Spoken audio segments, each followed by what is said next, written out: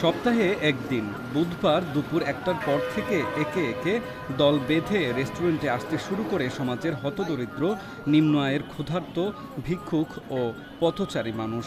নিজের রেস্টুরেন্টে এই শ্রেণীর মানুষদের ফ্রিতে খাবার আয়োজন করেছেন এক রেস্টুরেন্ট ব্যবসায়ী। হতদরিদ্র, নিম্ন আয়ের ও ভিক্ষুকদের জন্য বিভিন্ন মুখরোচক খাবার রান্না করে নির্দিষ্ট টেবিলে বসিয়ে খাবার পরিবেশন থেকে সবকিছুই তদারকি করেন রেস্টুরেন্টের মালিক। গাজীপুরের শ্রীপুর উপজেলার জৈনাবাজার এলাকায় ঢাকা ময়মনসিংহ মহাসড়কের পাশে অবস্থিত তরি চাইনিজ ও বাংলা রেস্টুরেন্ট। রেস্টুরেন্টের সামনে নির্দিষ্ট টেবিলে বসানো থাকে খাবার। খাবারের তালিকায় রয়েছে সাদা ভাত, গরুর মাংস, মুরগির মাংস, ছোট মাছ, সবজি ও ডাল।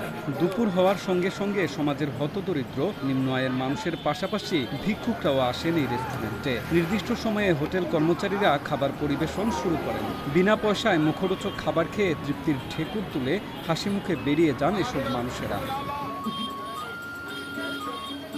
সপ্তাহে একদিন ছাড়াও প্রায় প্রতিদিন কম বেশি মানুষকে ফ্রিতে খাওয়ানো হয় এই রেস্টুরেন্টে। এমন মহতী উদ্যোগের জন্য প্রশংসা কুড়িয়েছেন রেস্টুরেন্টের মালিক সাদ্দাম হোসেন অনন্ত।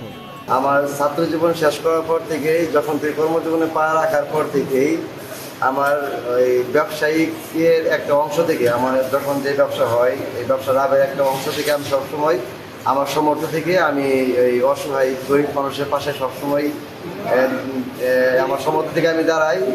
এবং আমার রেস্টুরেন্ট চালু করার পর থেকে যারা সুবিধা বঞ্চিত মানুষ যারা আছেন, অসহায় মানুষ যারা আছেন, এদের জন্য সবসময় ফ্রি খাবার আয়োজনটা আমি করে থাকি। আর বিশেষ করে সপ্তাহে একদিন বুধবার বাজারের দিন পুরা বাজার এই অসহায় মানুষ যারা আছেন তারা ভিক্ষা করে আমার এখানে এসে তারা তৃপ্তি সহকারে পেট ভরে খেতে পারে।